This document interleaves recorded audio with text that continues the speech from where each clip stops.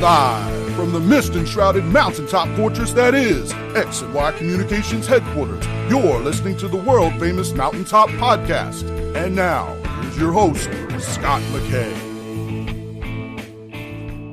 All right, gentlemen, welcome again to yet another episode of the world-famous Mountaintop Podcast. My name is Scot McKay, at Scot McKay on Twitter and on TikTok and on Truth Social. You can also find me at Real Scot McKay on Instagram. All the YouTube videos, including representations of this show in video format, can be found at YouTube simply by searching my name, ScotMckay.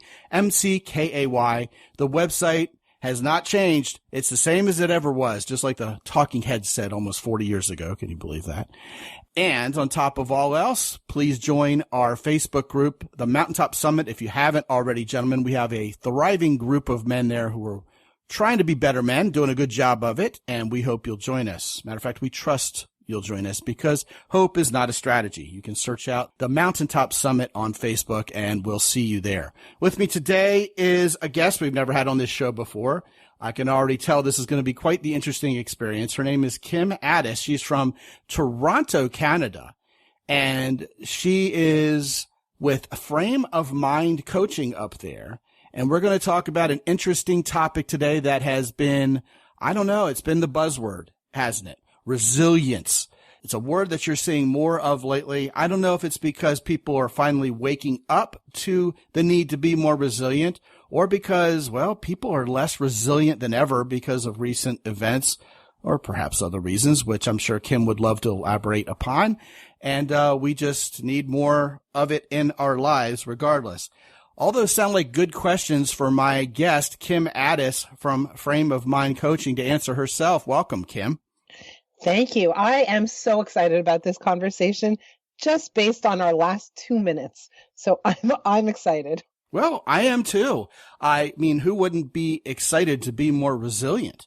You're right. It's definitely a skill, a mindset, a way of life that really creates good outcomes. When you're resilient, generally you get better outcomes in your life. Fantastic. Well, I guess the first thing we need to do is define resilience. What's your definition? Amazing.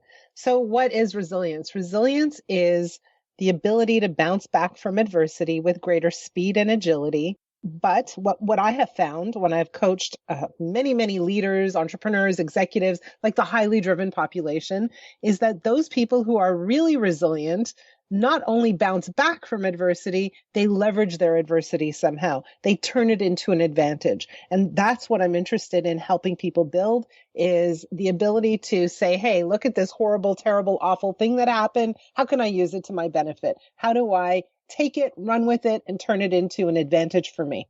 I'm so glad you brought that up because the first thing that came to mind to ask you, the first question, is why are there two kinds of people in this world? The first kind being those who experience some sort of adversity and just wilt. I mean, they get PTSD, they're ruined for life. They can't stand anybody who even resembles this person who did this thing to me. And they really just act like victims. They embrace the victimhood and they get on with their lives, basically blaming everybody else, blaming someone else, letting that person have superpowers over them who victimize them when that person is the least worthy to have superpowers over them of anybody ever. And that's something I talk about often around here, by the way. Meanwhile, there are other people who have gone through horrible things. I mean, they just had terrible, terrible events in their life and great tragedy and personal pain and injury, perhaps even on the battlefield and combat, who've gone through things that would make most average people, frankly, go, why would God do this to me? But instead of indeed saying this is something that's happened to me, they embrace this mindset where, hey, this happened for me. I'm going to make this into a positive. I'm going to take these lemons and turn them into lemonade. And they have this wonderful attitude and they are victorious and they retain their sense of personal power and the respect and love of people everywhere. And their lives just flow very differently. What's the difference between those two people? The victim and the victor, I would call it. Yeah. So let's go back a bit. Okay. So it's very important for us to understand and acknowledge that people who experience adversity all experience a blow. Okay, so it's not that one experiences a blow and the other one doesn't. They all experience a blow, right? When we look at the victim and the victor, as you've categorized them, they all fall. They all take the hit, right? And it hurts. It hurts equally. But then one has some kind of mechanism internally that says, I'm going to get back up. So what is the difference? Why does one get back up faster, stronger, better, and the other one stay down, right? That is the question. What's the difference? And so we could talk about nature, we could talk about nurture, and both of those things play a big role. But I'm going to go to something a little simpler and clearer, a little bit more easy, is the concept of beliefs. So we all have beliefs. And when we experience an adversity or a negative experience, we have beliefs about that experience and what it means about us, what it means about the world, what it means about our likelihood for success in the future, what it means about our capacity, our lovability, all of those things. And those beliefs run our lives. And those beliefs determine whether or not we get back up faster, stronger, better. That's it. It's as simple as that. Where did those beliefs come from? Some of them came from our parents. Some of them came from our upbringing. Some of them came from our friends at school. And some of them we've just developed over time. Because what we do is we collect evidence to support our beliefs. And the more evidence we collect, the more strongly in place that belief is. And a lot of the beliefs we have, all of us, aren't always very healthy or useful. You can have people even within the same family unit, siblings, with a very different outlook on life, and especially, in terms of how resilient they turn out, respectively. I've seen it happen. So indeed, it isn't so much nature or nurture. It's a decision some people make, isn't it? To some degree. I'm going to be victimized. I'm going to let myself wallow in all this versus I'm going to take personal ownership in my life. And the reason why I'm suspecting you'll agree with me on this is because I've seen people transform, and they can transform very quickly once they start viewing things from a certain different perspective. Don't you think? Well, you're right. Except for one thing. Okay. It doesn't always happen. It's not that. It's a decision you make. Sure. We make lots of decisions in our lives, but we make decisions based on our beliefs. So for example, you get in the car and you drive to work. I'm just giving you an example. You do that based on the belief that you have the capacity, the ability, the know-how to get in the car and drive. But if you have a belief that says, I can't drive, I don't know how to drive, I don't know how to work a car, I don't know how to turn it on, I don't know how to get there, I don't know how to deal with the traffic, then you're not going to get in the car. And so, I'm taking a very, very simple example because the beliefs you have will determine the decisions you make. And unfortunately, most of us are unconscious about the beliefs we have. And so we think we're making decisions that are clear, but they're not. We are often functioning with a blind spot, which is I don't actually know what my beliefs are because I've never done the work. I've never looked internally. I've never examined that very closely. I'm operating kind of like a little bit in a motorized manner. Kind of on autopilot. On autopilot, exactly. And so my job is to help people look at their beliefs and look at how their beliefs are impacting the decisions they make, but also the decisions they don't make. I look at the outcomes they're getting and why they're getting those outcomes. And 100% of the time, the outcomes you get are a result of the beliefs you have. And I can give you lots of examples. Oh, yeah. And I'm ready for them. One of the things that you just said that was really key was the word unconscious. So if something's going on unconsciously, then it's not like you can flip a switch and change it with a basic decision-making process. A lot of times, like you said, it's another word that gets dropped a lot around here. Blind spot. I don't know if that's one word or two. Probably two words that get dropped around here a lot. We've had Dr. Gleb Sapersky on this show a couple times, and that's his wheelhouse.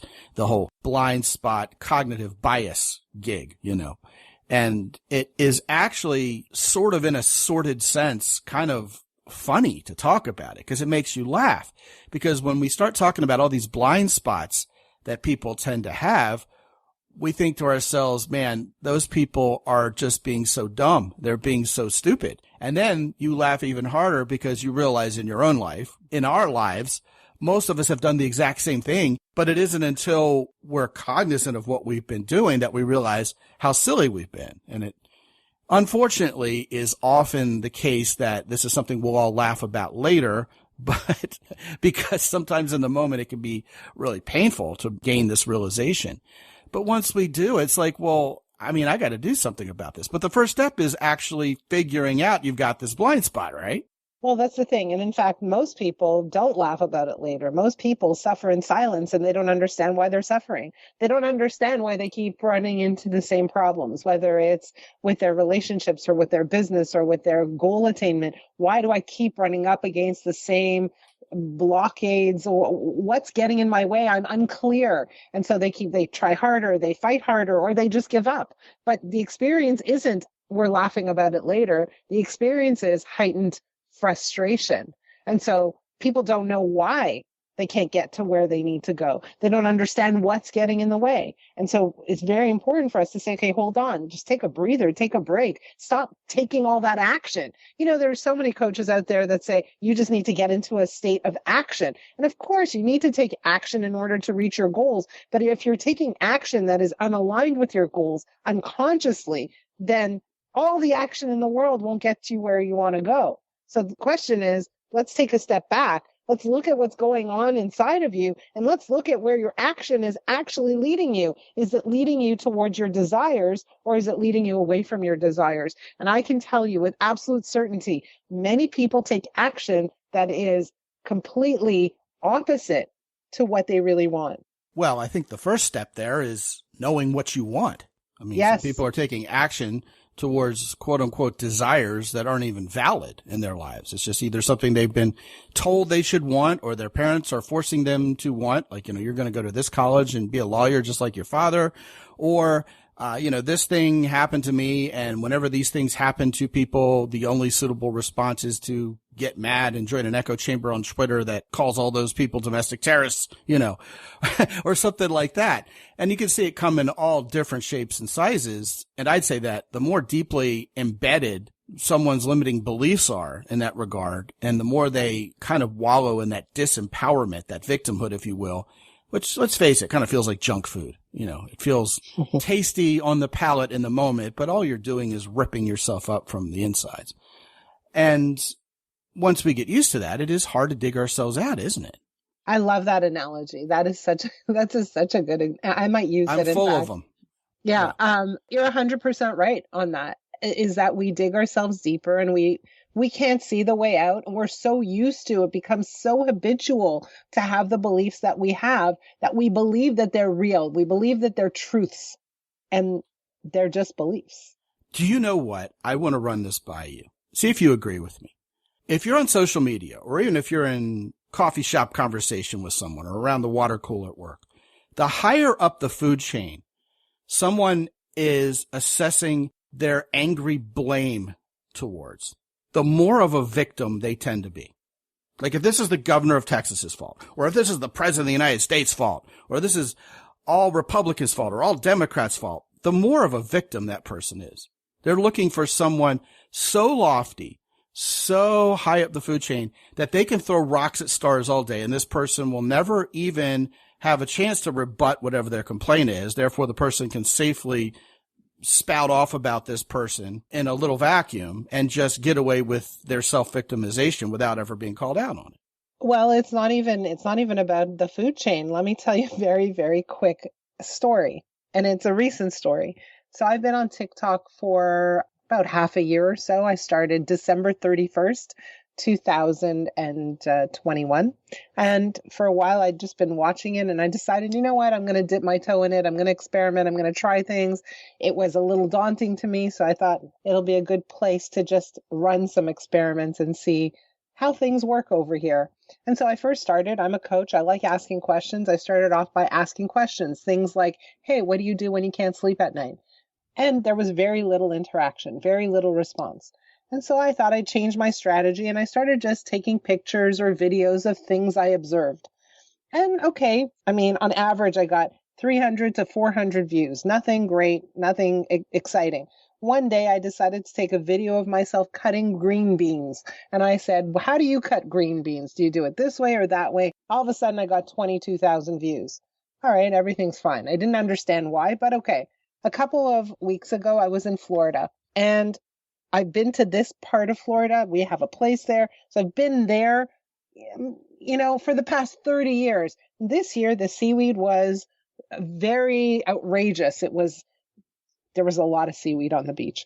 And so I was sitting there, and all of a sudden I see this tractor coming along, and it looked like the tractor was going to clean up the seaweed. And so I got out my camera and I started videotaping. I'm like, look at all the seaweed. There's so much seaweed on the beach. But oh, look, here's a seaweed truck. I didn't call it a tractor. I called it a truck.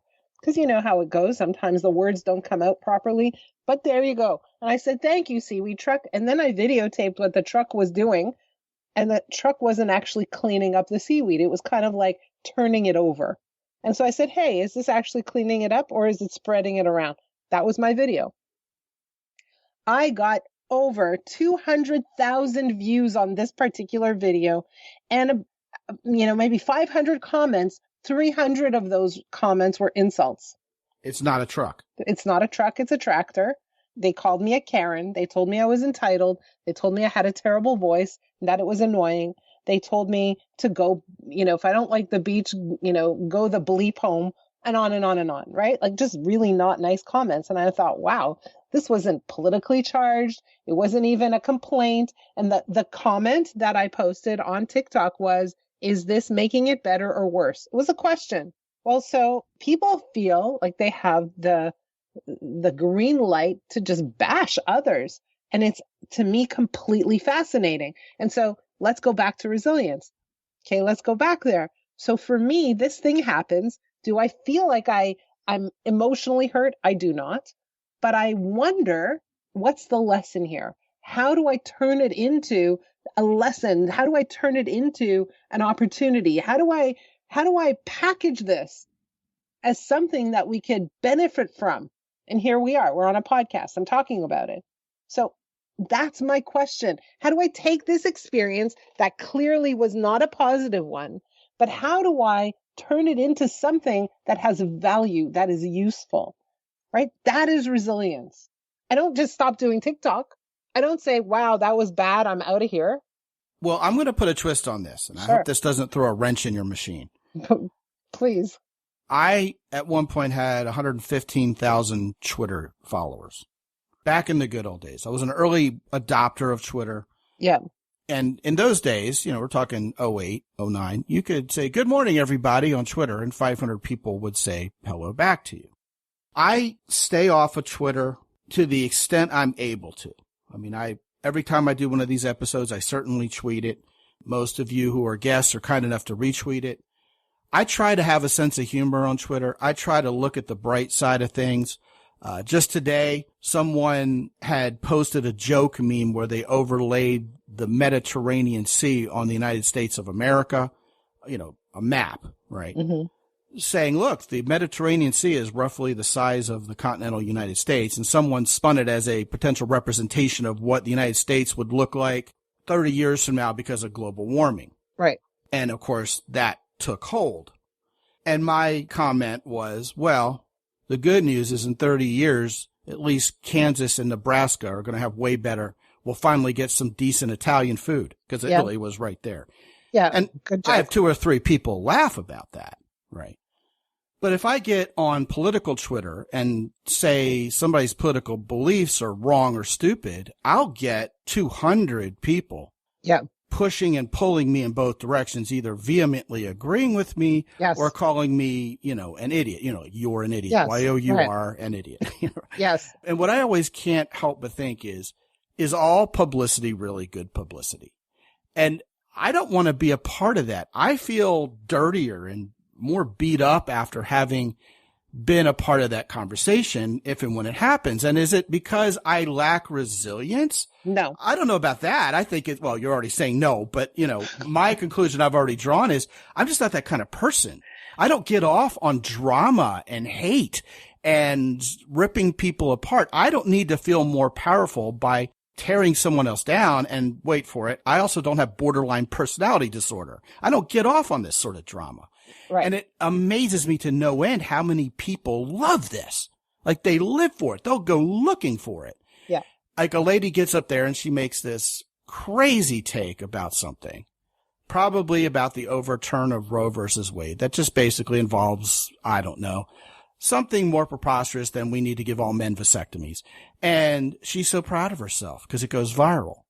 Well, Right. sweetheart, it went so viral because you're being an idiot. You're saying something preposterous and people are responding to the preposterous nature of what you wrote. That isn't fame. That isn't being smart. That's getting a lot of attention because people love to pile on when people are being dumb.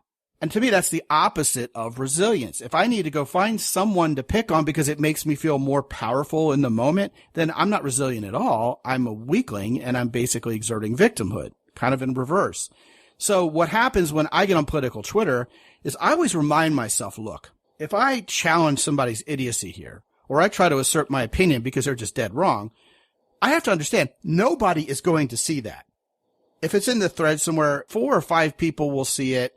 And if I'm arguing back and forth with some anonymous person who's being dumb, it's just going to be that person and I going back and forth. And you see this all the time. People will get all angry with each other, go back and forth a dozen times. And I guess I saw it, so the joke's on me. Kind of like when you see a billboard on the side of the road and it says, does outdoor advertising work? It just did. I always try to look away from those as soon as I see them. You know, it has the opposite effect on me. But I guess it worked on me. I guess I saw it.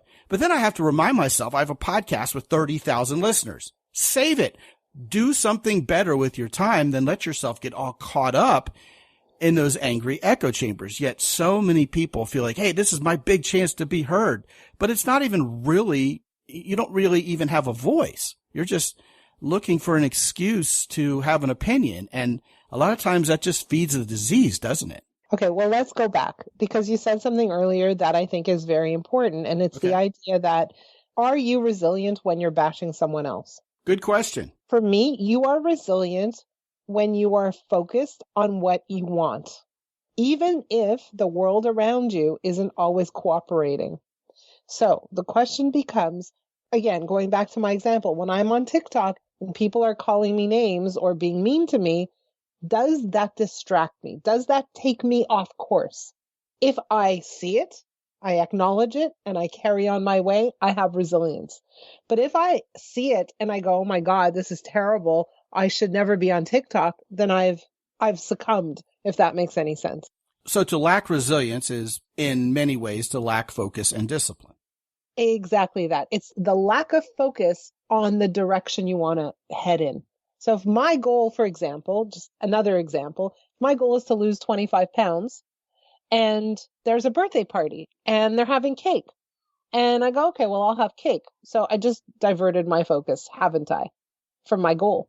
You sure did. Right. And boy, do I know that story. Right. I know it too. But the point is that a person who has a high degree of resilience keeps their eye on the goal. They keep their eye on what it is that they want, whether it's emotional, a physical thing, an intellectual thing, a financial thing, whatever it is. They keep their eye on where it is they want to go without getting distracted by the noise. So one of the questions in your media guide is what keeps talented and driven individuals from reaching their goals. And you just answered that question. Right. They get distracted and they get caught up in the thoughts that contradict the actions or the beliefs that will help them get to their goals. So if I have beliefs that, wow, I'm not worthy, I'm not experienced enough, I'm not smart enough, all of that, that's noise.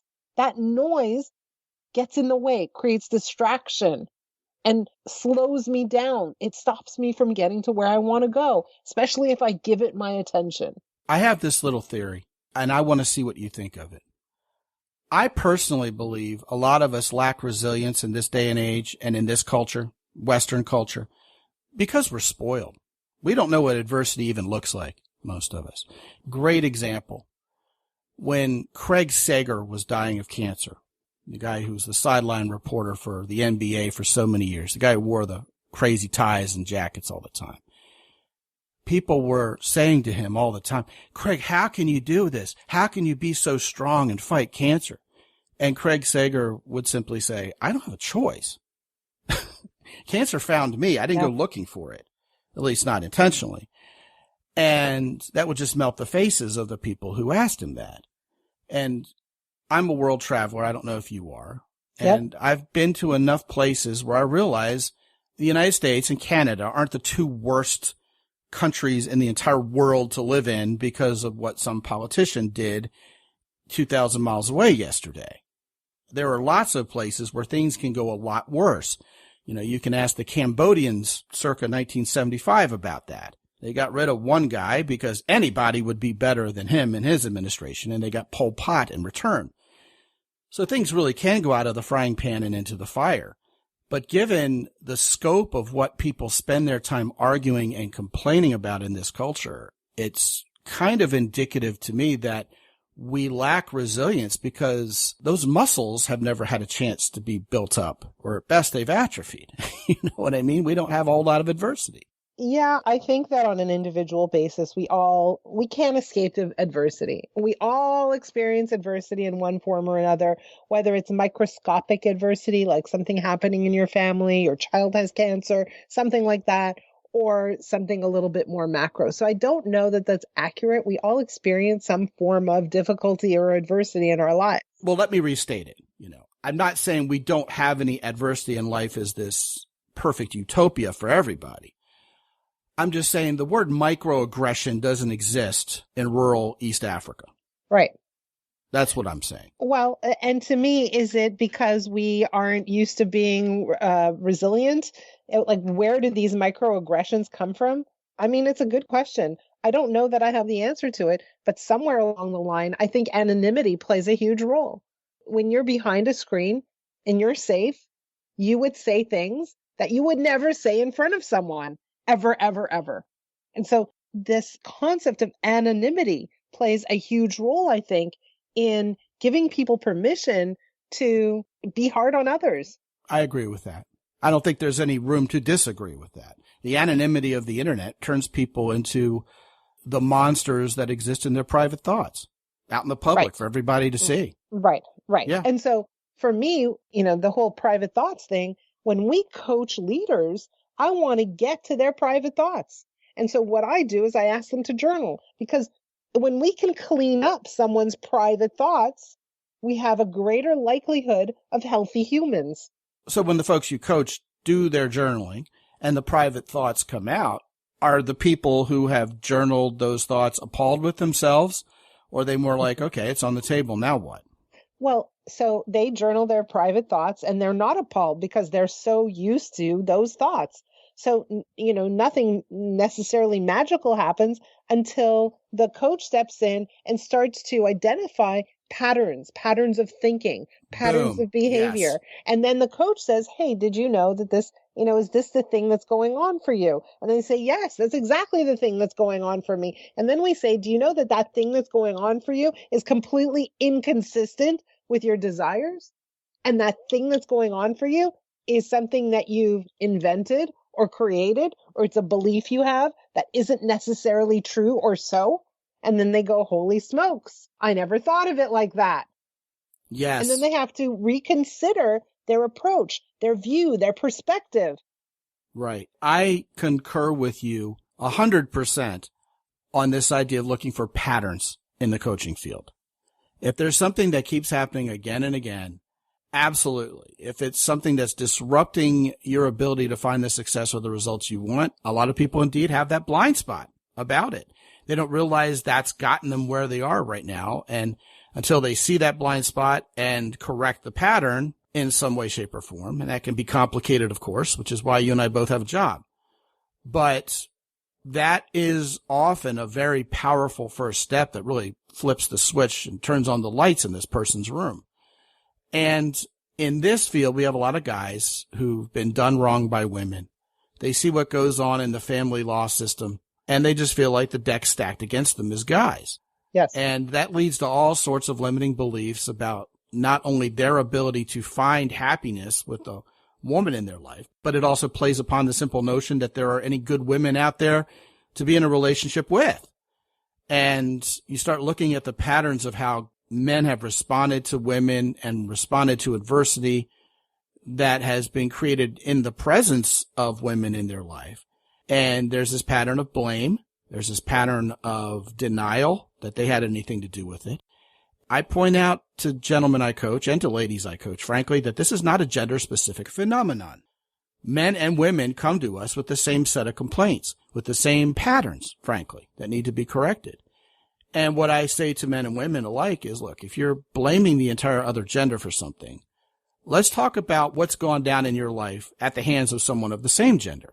Do you give yourself permission to somehow start disliking and blaming your entire own gender? Well, of course not, because you're a direct participant in it. And sometimes that wakes people up. I've always talked about this idea of granting someone who doesn't deserve it superpowers over your life by letting them live rent-free in your head with all the pain and all the hurt that they've done unto you.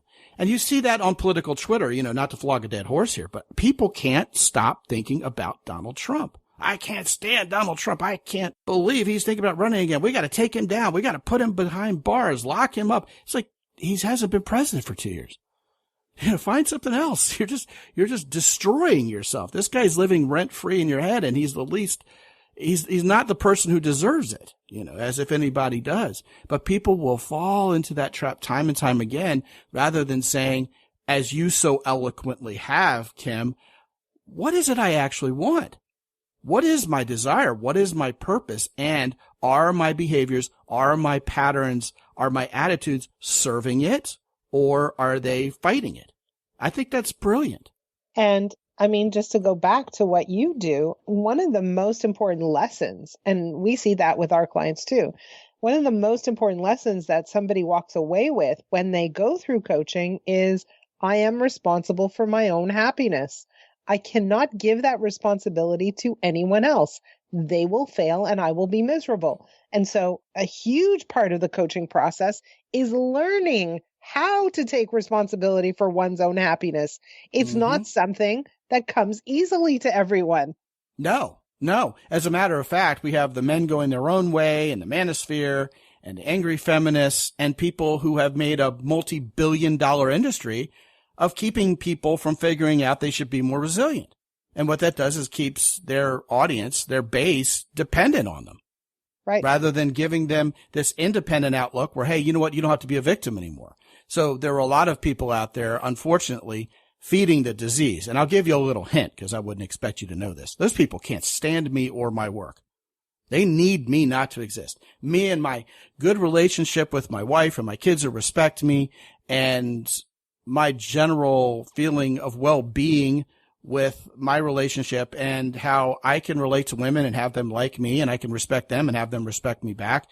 People will shout me down from the rooftops in the name of defending this position that all women are terrible or all men are terrible, because it's just like I said, Kim, it feels like junk food. It feeds the disease and that tastes good in the moment, but it will ruin your life. It doesn't lead to anything happy.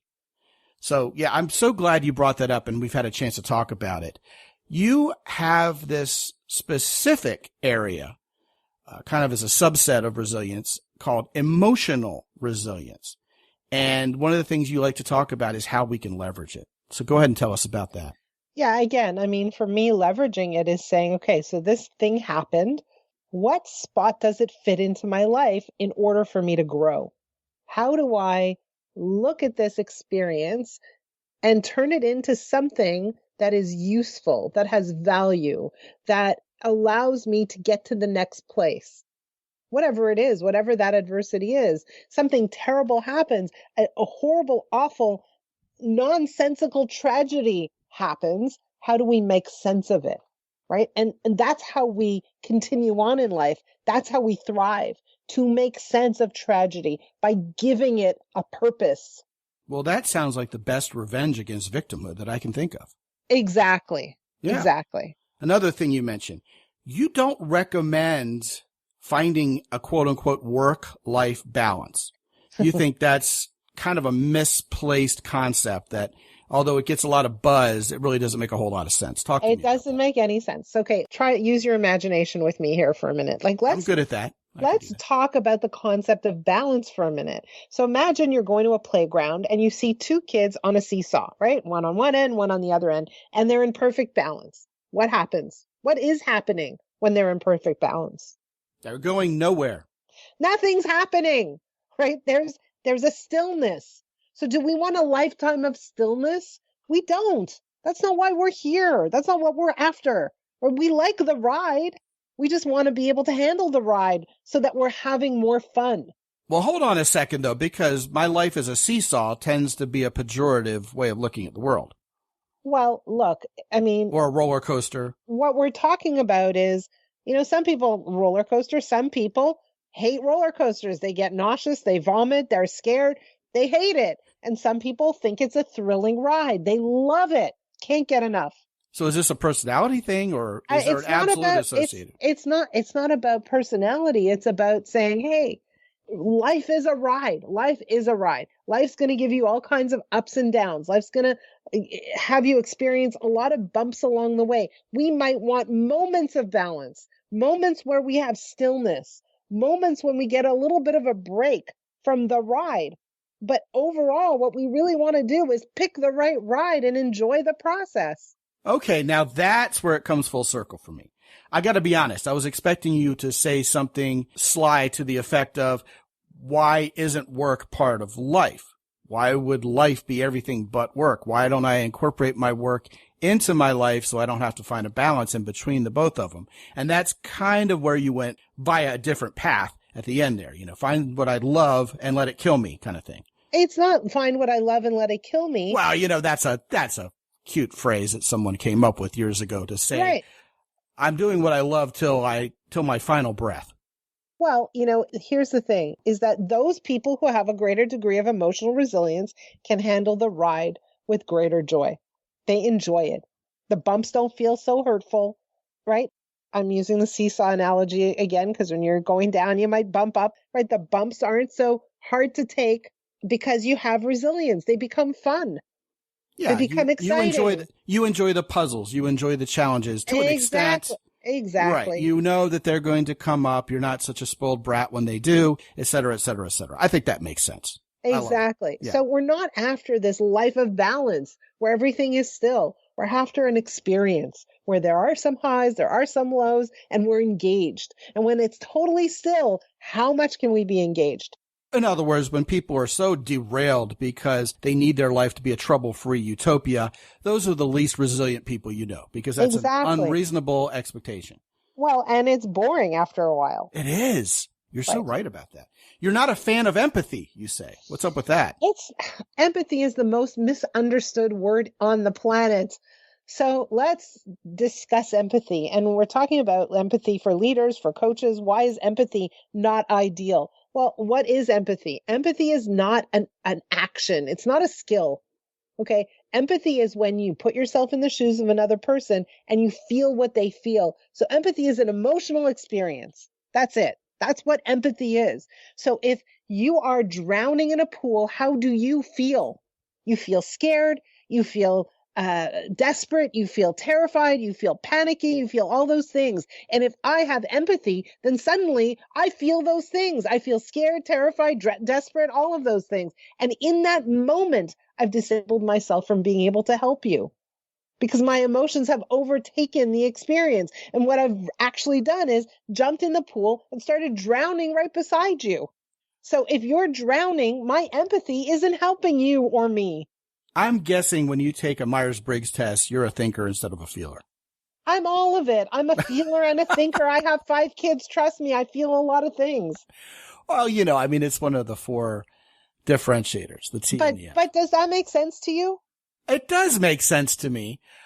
I will counter it by saying, first of all, around here we talk a great deal about how compassion can best be defined as empathy in action rather than simply just feeling that emotion and not doing anything about it. So compassion is taking that empathy and actually providing the help that you just mentioned. But also kind of to further this conversation along, a lot of women really harp on finding a man who knows how to listen. A lot of guys misconstrue that concept and see it as a woman wanting him to obey her. Like a child. Listen to me when I talk to you. Right. But what the woman is really saying is if you don't know my hopes and dreams and fears, loves and dislikes, then you won't understand me and you won't know how to man up and be a provider and a protector and do what's right for this family. So a lot of guys really struggle in wrapping their heads around the emotional piece of a well-rounded relationship. They don't have any problem at all jumping in the water and saving someone, or this is broken, let's try to fix it. But a lot of times they go off half-cocked, no pun intended, because they don't really understand what is prescribed here before they go and act. And so it comes off as a bit of an immature knee-jerk or an underdeveloped sense of virtuous masculinity. You know, we hear a lot about toxic masculinity, and I think that's weaponized by some of the very people who lack resilience who we've been talking about. It fosters victimhood. But I do think there's a place for understanding what's going on in the minds of someone else. But what I hear you saying is it can't become just us being theory engineers and keyboard jockeys and talking about it, ooh, I feel you, without there ever being any forward momentum, any action. As the author James Clear would say, doing versus acting. You know, there has to be something with a purpose. So let's go back. Okay. So understanding another person is really key to great communication. There's no part of this conversation that says understanding someone is a waste of time. Understanding someone is very important. Taking the time to listen is very important. Taking the time to express understanding and capturing what they're saying and demonstrating that you understand, very important. That is not empathy. Those are communication skills. That is not empathy. Empathy is an emotional experience, period. It's not a strategy. It's not something you do. It's something you feel. Yeah, I think we're on the same page. We're just talking about it different ways. Right. So this is why empathy is a very, very misunderstood concept. Well, I think in the example I gave, I'm talking about men acting without any direction at all. I've decided what we need to do here. I'm going to do it. And the woman in his life is like, no, Papa, that's not what we needed around here. We need something different. I need you to listen to me. I really just want you to hear me vent right now. That's my need. And the guy's already off doing something. Right. So the value in understanding and communicating, to use your term that you asserted into this conversation, and I think properly so, involves me understanding where she's coming from, which to a lot of guys will feel like empathy, whether it's going to be termed something else or not, so that I know what to do. I know what action to take because, once again, to bring this full circle, we are now focused on the outcomes and the desires we really want instead of chasing our tail all the time, like a victim does. Yes, correct. Yes. Okay, good. See, now this has been a very fun conversation. It went all different directions, and I don't know whether it was more entertaining than informative or a little bit of both, hopefully the latter, but it sure has been a lot of fun. So I want to point these guys to your website, Kim, which is Frame of Mind Coaching. I'm going to go ahead and point to mountaintoppodcast.com/frame of mind, FRAMEOFMIND. I know that's a little random, guys, but I'm not going to expect you to get Ades right. And we've had probably 3 or 4 Kims on the show already. So let's make it frame of mind. So mountaintoppodcast.com/frame of mind. Kim, what are they going to find when they go to that link? Well, they're going to find information about how we coach people, who we coach. They're going to learn about our coaching process, which is a little unique and different compared to a lot of executive coaching programs. They'll find a tab for my podcast. I have a podcast too, where we coach people live right on the show. It's called the Frame of Mind Coaching Podcast. They'll find hundreds of testimonials and they'll just get a sense for who we are. Fantastic. I'm going to go visit that website myself and pour through it as soon as we're done recording. Her name is Kim Ades. She's from Toronto, Canada, and she is with Frame of Mind Coaching. Kim, thank you so much. This has been a lot of fun. Thank you. It's been a pleasure. I hope we get to do it again one day. I think we will. There are plenty of other areas of expertise that we haven't even touched upon that you are very gifted in. So I'm sure there will be plenty of other topics for plenty of different days. And I would love to have you on as a returning guest, for sure. It would be an honor. Thank you so much. The honor would be all mine, ma'am. All right. So guys, if you haven't been to mountaintoppodcast.com lately, check out keyport.com, check out Origin in Maine, check out Hero Soap. All 3 companies aren't about victimhood. They are about empowerment.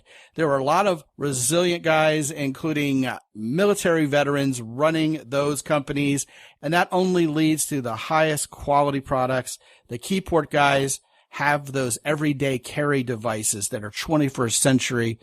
the ways that you can put the new postmodern version of the old Swiss Army knife concept to work for you are amazing. You just need to go to mountaintoppodcast.com/keyboard and check it out.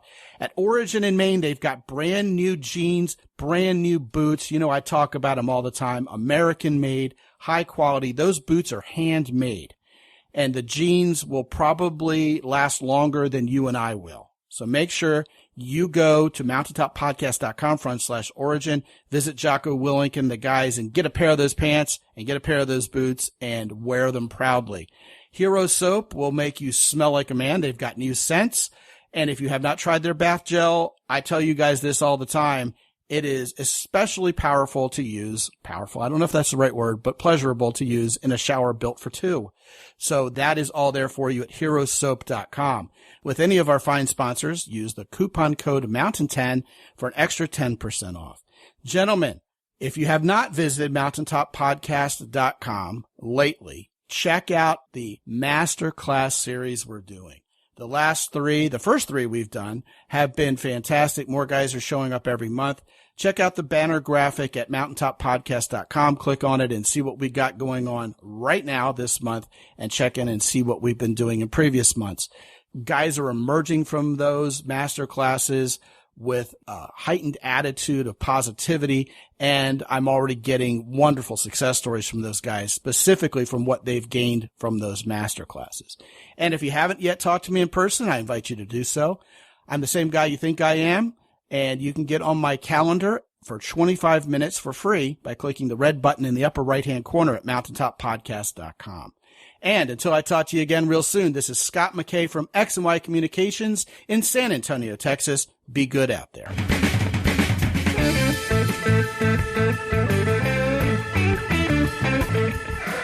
The Mountaintop Podcast is produced by X&Y Communications. All rights reserved worldwide. Be sure to visit www.mountaintoppodcast.com for show notes. And while you're there, sign up for the free X&Y Communications newsletter for men. This is Ed Roy Odom speaking for the Mountaintop Podcast.